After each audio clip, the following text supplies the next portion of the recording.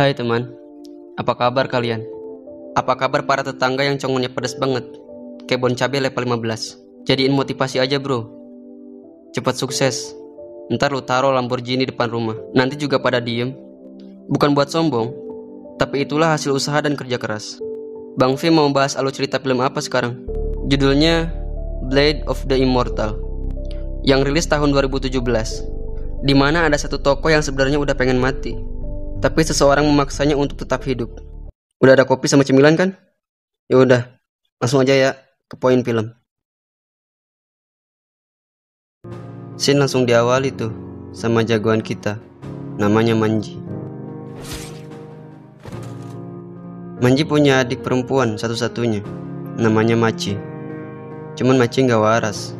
Bahkan kotoran kuda yang dia pegang dibilang nasi kepal. Habis itu Manji lagi cuci tangan di sungai. Tiba-tiba ada nenek tua di belakangnya. Nenek itu bilang kalau dia udah hidup selama 800 tahun. Manji kan gak ngerti ya apa yang diomongin sama nenek itu. Oh iya guys, Manji ini sebenarnya polisi. Dia ngebunuh atasannya sendiri. Dan penyebab Machi jadi gila adalah karena suaminya dibunuh sama Manji. Dan sekarang Manji jadi buronan tuh. Pas ngeliat adiknya pergi sendirian, Manji langsung ngejar dan nyariin dia. Pas ketemu, adiknya lagi sama sekelompok orang. Ya kalau bahasa kita gangster lah. Gangster itu emang lagi nungguin Manji. Geng itu dibayar buat ngebunuh si Manji. Manji minta ke gangster itu buat ngelepasin adiknya. Tapi pemimpin gangster itu bilang, jatuhin dulu senjata lu, baru gue lepasin. Manji gak mau adiknya kenapa-napa ya kan? Ya udah, dia jatuhin senjatanya. Terus Machi dilepasin. Cuman pas Machi mau nyamperin si Manji, pemimpin gangster itu malah nebas punggungnya si Machi.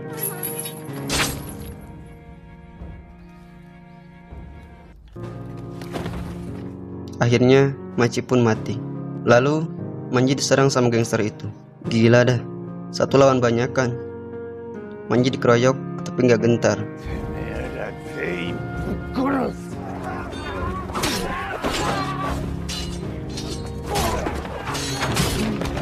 Satu persatu gangster itu dibunuh sama Manji.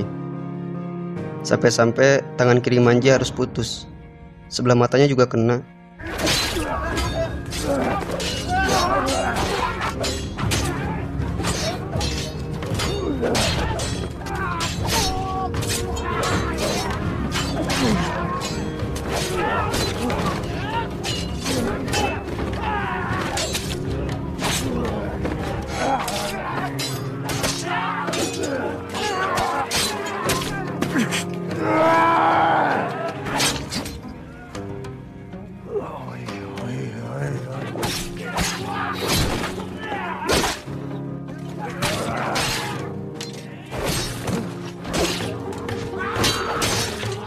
Tapi tetap aja, gangster itu tewas semua. Pemimpinnya aja yang tersisa. Walaupun Manji udah kehilangan satu tangan dan sebelah matanya, pemimpin gangster itu juga mati sama Manji.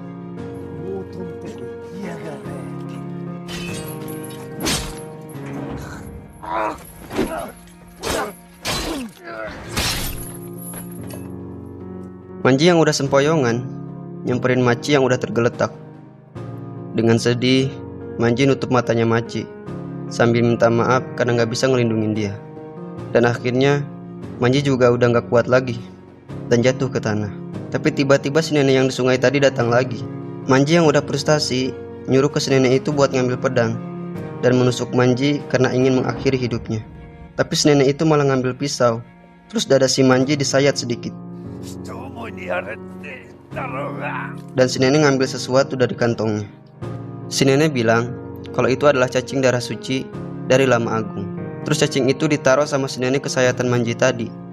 Dan tiba-tiba aja tangan Manji yang udah putus nyambung lagi. Dan disinilah film dimulai. 50 tahun kemudian, di sebuah pelatihan pedang yang disebut Dojo Muteni Chiryu, dengan seorang guru yang bernama Asano dan anaknya yang sedang berlatih bernama Rin. Malam pun tiba. Rin dan ayah ibunya sedang menikmati makan malam. Dan tiba-tiba aja terdengar suara sesuatu di luar. Terus ayahnya Rin pergi buat periksa. Ternyata ada sekelompok orang datang ke rumahnya. Kelompok itu disebut Itoryu dan dipimpin sama satu orang bernama Anotsu. Anotsu bilang sama Asano kalau semua murid-muridnya udah dibunuh, dan Anotsu pengen Asano bergabung dengan mereka.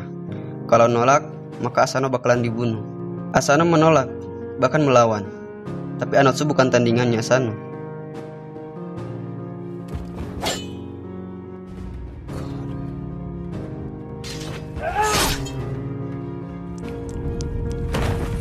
Akhirnya Asano pun dibunuh. Sedangkan Rin cuma bisa nangis di depan mayat ayahnya. Ibunya Rin juga menghilang setelah kejadian itu. Selang beberapa tahun, Rin mengunjungi makam ayahnya. Terus gak lama, nenek yang di awal scene tadi datang. Oh iya, nama nenek itu Yaobikuni. Nenek itu nanya, apa yang akan kamu lakukan sekarang? Rin bilang kalau dia pengen ketemu ibunya. Terus balas dendam sama Itoryu. Si nenek malah ketawa dan bilang ke Rin kalau dia gak akan mampu buat ngalahin mereka. Terus nyuruh Rin buat nyewa pengawal, seorang samurai yang tidak bisa mati bernama Manji. Akhirnya Rin pergi buat nyari si Manji.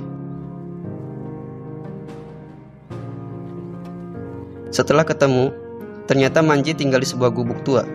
Disamperin kan tuh sama si Rin, dan betapa kagetnya Manji ketika ngelihat perempuan yang mirip sama adiknya, yaitu Machi.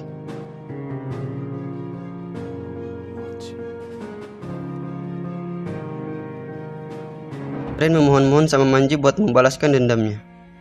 Tapi Manji gak mau. Bahkan Rin akan membayar Manji, tapi tetap aja gak mau.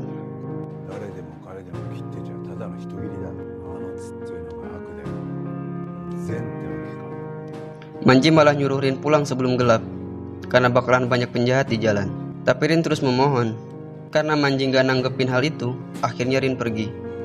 Manji yang takut Rin kenapa-napa di jalan, mutusin buat nganterin sampai kota. Pas di jalan, Rin ketemu sama salah satu anggota Itoryu, namanya Kuroi Sabato. Dan ternyata ibunya si Rin disegel sama Sabato di pundaknya. Otomatis Rin gak suka dong sama Itoryu dan salah satunya, dan terpukul banget setelah lihat ibunya yang disegel sama si Sabato. Rin ngeluarin pisau kecilnya dan dilemparin ke arah Sabato. Tapi serangan Rin ditangkis sama Sabato, dibarengi dengan munculnya si Manji. Dan akhirnya mereka berdua bertarung. Seperti biasa, jagoan kalah dulu ya kan. Manji ketusuk sama pedangnya si Sabato dan jatuh ke tanah. Sabato yang ngira lawannya udah mati langsung nyamperin si Rin dan akan ngebunuh dia. Tapi tiba-tiba aja si Sabato ditusuk sama Manji dari belakang, dan si Sabato pun dibunuh sama Manji.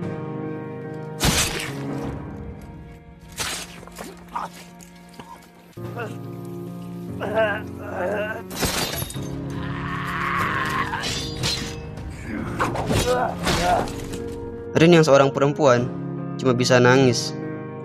Manji juga gak tega lihat perempuan yang mirip sama adiknya nangis. Si Manji duduk di depannya si Rin dan bilang, "Jika kau perlu bahu untuk menangis, silakan pakai bahuku." Ya elah Manji, sangar-sangar bisa juga lu so sweet. Singkat cerita, Anotsu lagi ngobrol sama Habaki, yang merupakan salah satu anggota dari pemerintahan Shogun. Habaki bilang kalau dia pengen membuat sekolah pedang, dan Anotsu yang jadi gurunya. Anotsu mau, cuman syaratnya sekolah itu harus dikasih nama Itoryu, dan Anotsu diangkat jadi kepala sekolahnya. Terus Habaki pergi buat minta persetujuan sama Dewan Tetua. Dan gak lama, salah satu anak buah Anotsu datang, ngasih tahu kalau Sabato udah mati. Balik lagi ke si Rin, yang lagi ada di sebuah toko untuk mengasah pedang Manji. Dan gak sengaja dia lihat pedang milik ayahnya yang terpajang di dinding toko itu. Pas mau dipegang, pedangnya diambil sama pemilik toko itu, karena yang punya pedang itu datang. Pemilik pedang itu ternyata salah satu dari anggota Itoryu. Jadi waktu ayahnya Rin dibunuh, dia diam-diam mengambil pedang Asano. Rin memberitahu hal itu sama Manji. Gak pakai lama, Manji pun pergi menemui orang itu. Sesampainya di sana, mereka berdua bertarung.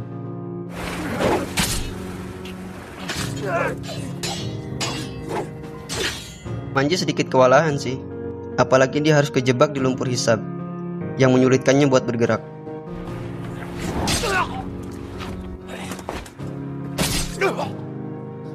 Walaupun Manji udah ketusuk sama pedang orang itu, dia masih bisa buat ngalahinnya. Cuman gak dibunuh aja sama Manji.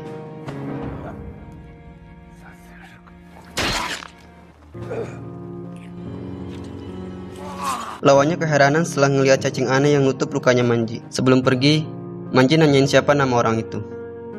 Namanya adalah Magatsu Taito. Singkat cerita, Manji pulang sambil bawain pedang ayahnya Rin. Sedangkan Magatsu yang lagi ditengok sama Anotsu bilang kalau Putri Asano yaitu Rin nyewa pengawal yang gak bisa mati.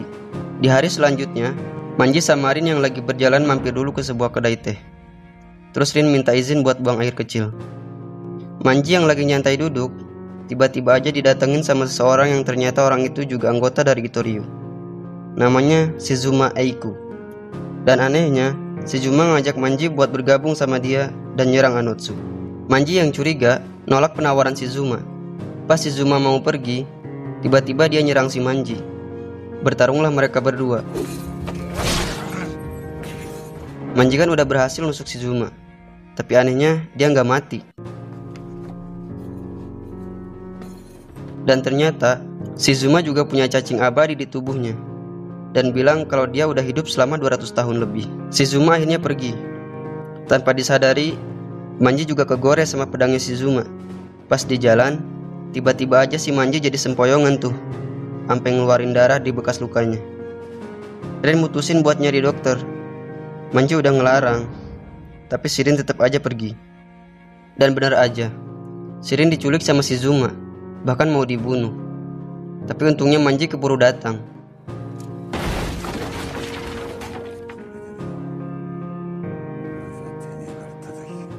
Terjadilah pertarungan epik antara dua manusia yang gak bisa mati.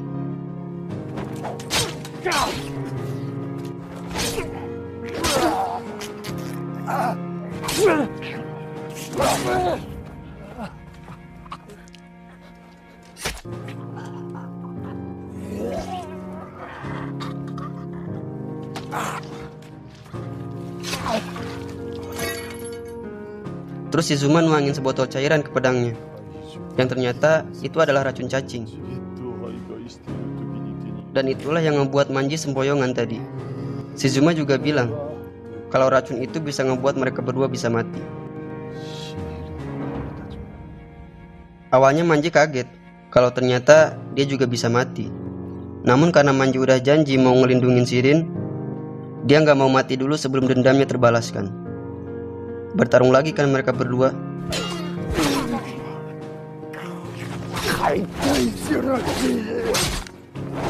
Terus Shizuma ditusuk sama Manji pakai pedang miliknya yang udah dituangin racun cacing. Ya otomatis Shizuma pun mati dengan badan yang terpotong-potong.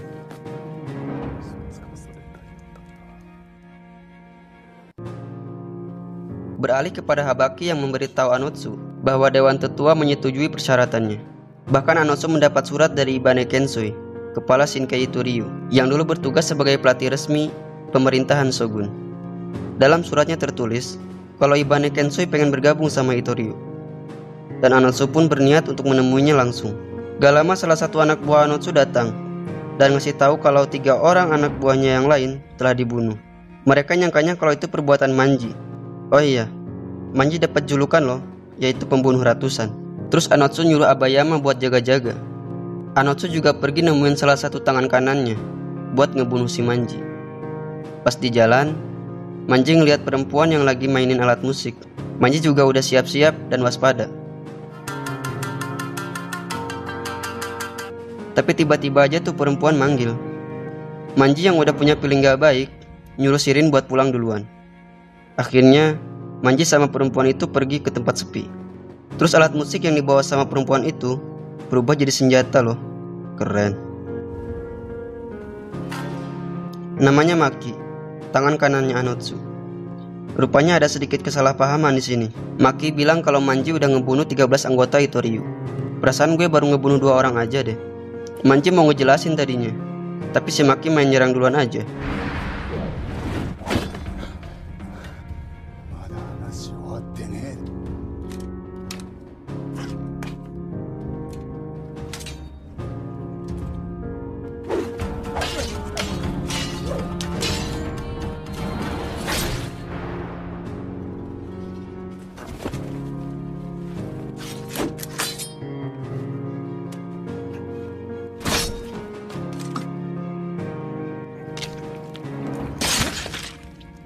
Si Maki jago juga ternyata.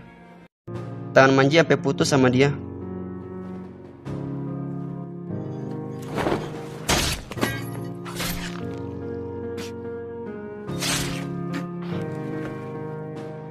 Cuman gak tahu kenapa, pas si Manji mau dibunuh, malah gak jadi. Si Maki kayak sadar gitu. Gak lama Shirin juga datang. Tapi si Maki malah nyuruh Manji buat ngejagain Shirin. Udah itu dia pergi. Terus Manji diobatin sama Shirin. Dan Manji pun istirahat. Rin juga ketiduran tadi. Pas bangun, Manji gak ada. Dikira Manji pergi, ternyata Manji lagi masak. Habis makan, Shirin pergi ke hutan buat latihan. Tapi kenapa di sana ada si Anotsu? Shirin kaget kan. Pelan-pelan dia deketin si Anotsu. Terus dipanggil sama dia sambil ngelemparin pisau kecilnya. Jelas easy banget lah buat Anotsu mah. Udah gitu Anotsu pergi. Shirin juga pulang dengan wajah yang murung. Keesokan harinya mereka berdua jalan lagi. Gak sengaja Rin lihat salah satu anggota Itoryu. Pas mau disamperin sama Manji, ternyata ada orang lain yang ngikutin anggota Itoryu itu. Terus dua orang itu bertarung.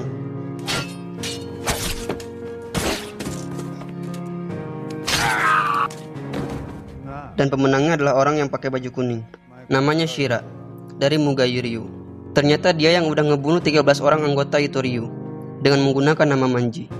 Terus Rin sama Manji dibawa ke tempat mereka dan dikenalin sama dua temennya Shira, yaitu Gichi dan Hyakurin. Mereka juga ngasih tahu kalau besok Anotsu bakal pergi ke Gunung Takao. Akhirnya mereka semua sepakat buat bergabung. Keesokan harinya, Shira ngasih tahu kalau Anotsu udah lewat sini. Dideketin kan sama mereka. Manji nanya sama Shira, apa yakin itu Anotsu? Bukannya dipastiin dulu, si Shira malah langsung nebasin pedang aja. Ternyata itu seorang wanita yang membawa ukiran kayu yang bentuknya sama kayak senjata Anotsu. Gak lama muncul dua orang yang ngincar mereka. Satu udah mati sama Shira.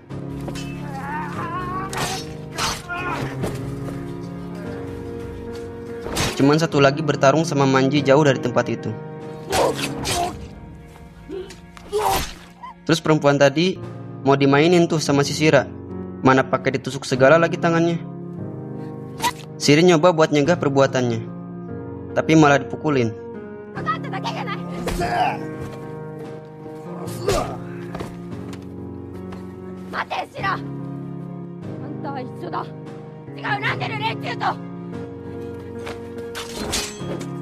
Bahkan mau dibunuh sama si Shira. Tapi tiba-tiba aja sebuah rantai lewat di depan si Shira yang ngebuat tangannya putus.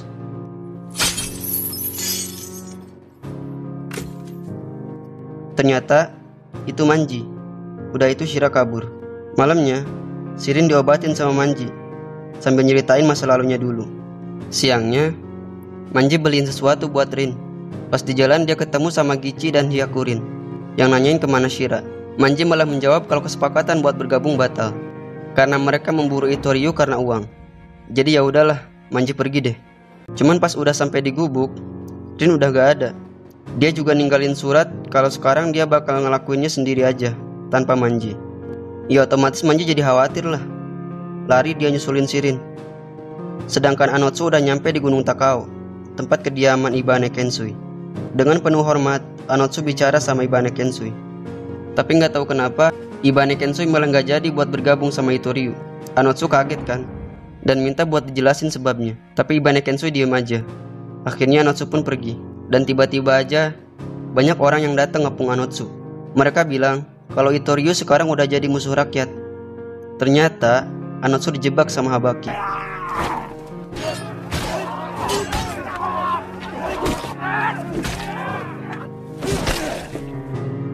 Begitupun semua anak buahnya.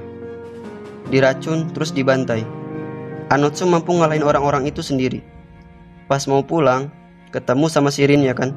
Ya jelaslah Anotsu gak ada waktu buat ngeladenin perempuan. Gak lama, banyak orang-orang berdatangan lagi. Kembali pada Manji yang masih berlari ngejar Shirin.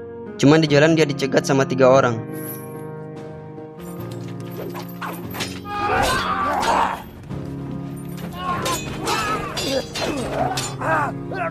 Tangan Manji ditarik pakai rantai yang mengait di salah satu pohon.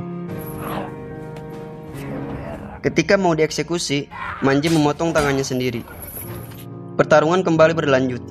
Satu persatu terbunuh.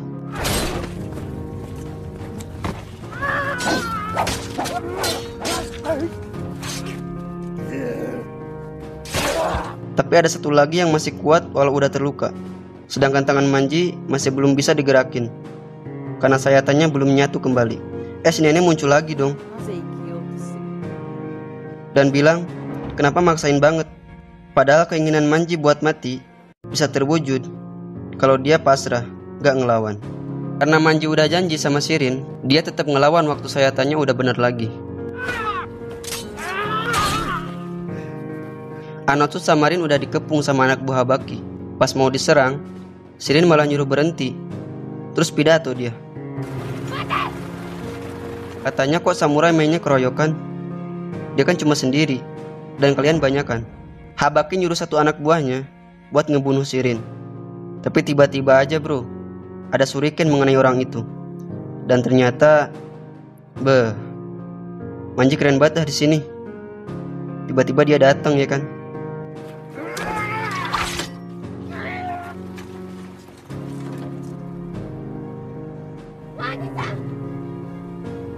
Manji sempet marah sih, karena Shirin pergi gitu aja. Terus ngapain lo nyuruh orang-orang ini berhenti waktu mau nyerang si Anotsu? Jadi seolah-olah ngelindungin si Anotsu.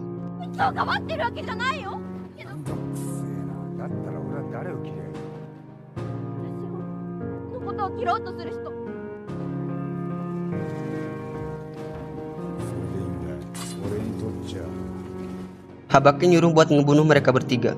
Dan disinilah pertarungan epik terjadi.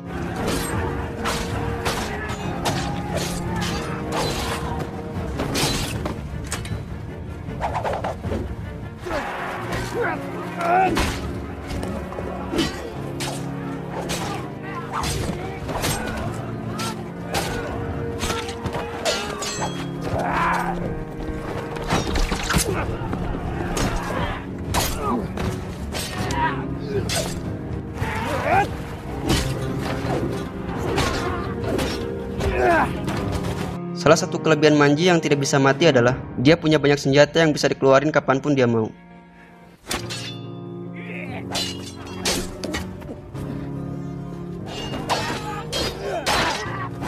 Manji sama Anotsu sibuk banget dah di sini. Tapi tiba-tiba aja si Maki datang ngebantuin si Anotsu.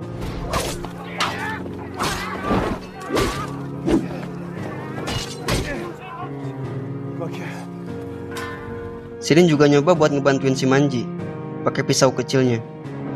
Cuman salah satu pisau kena punggung si Manji.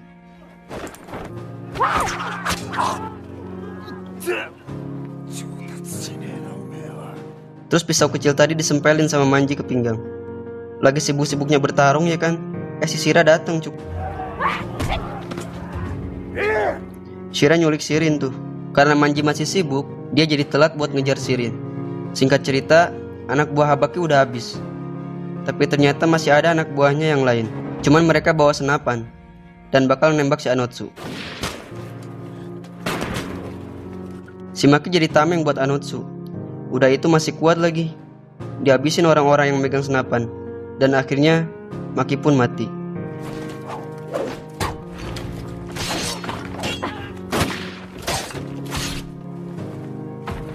Lalu berhadapanlah Anotsu dengan Habaki.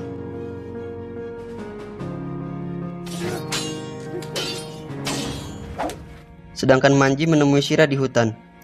Shirin juga disandra sama dia. Shira menyuruh Manji untuk menjatuhkan senjatanya. Namun Manji tidak bodoh.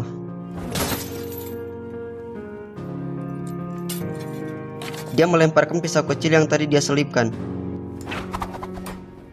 Lalu Shira ketawa karena pisau Manji meleset. Dan ketika Shira akan membunuh Shirin, Rin sudah tidak ada. Ternyata pisau yang dilemparkan oleh Manji sengaja diarahkan pada tali yang mengikat Shirin. Lalu Manji memanggil Shira, menyuruhnya untuk menyerang.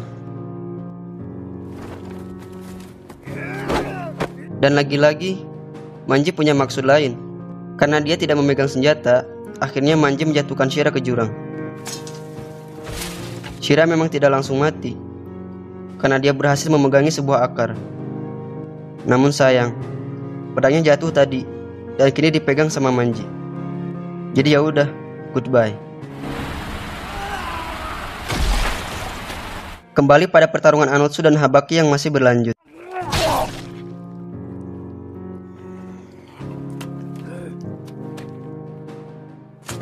Anotsu yang udah overpower mampu ngalahin Habaki yang udah senior. Urusan mereka masing-masing udah pada beres. Dan tadinya Anotsu mau pergi gitu aja.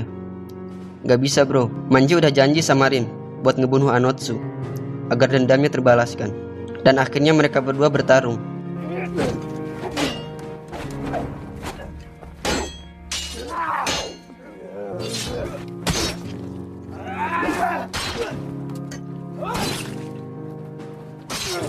Cukup lama bertarung, akhirnya Anotsu kalah juga tuh. Udah tinggal dipenggal aja sih palanya. Tapi Manji malah nyuruh Rin buat ngebunuh Anotsu. Kayaknya si Rin masih ragu-ragu buat ngelakuin hal itu. Anotsu juga sempat mau pergi lagi, tapi dipanggil lagi sama si Rin. Terus Rin lari buat nyerang Anotsu. Manji yang udah bisa nebak keadaan ikut lari juga. Dan bener aja, si Anotsu balik badan. Yang tadinya mau nyerang si Rin malah kena Manji. Tapi akhirnya si Anotsu dibunuh juga sama si Rin.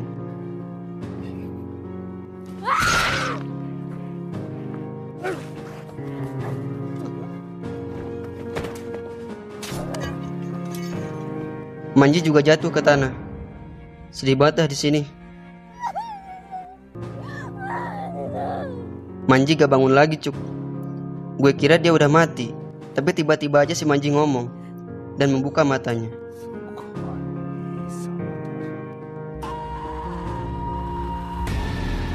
Dan film pun selesai. Ih keren banget dah ini film, sumpah. Gue harap sih ada kelanjutannya. Film ini merupakan live action dari versi animenya dengan judul Muge no Junin. Pokoknya kalian semua harus nonton filmnya secara full. Oke, gue pamit ya bentar. Nanti kita ketemu lagi di video selanjutnya. Sampai jumpa teman.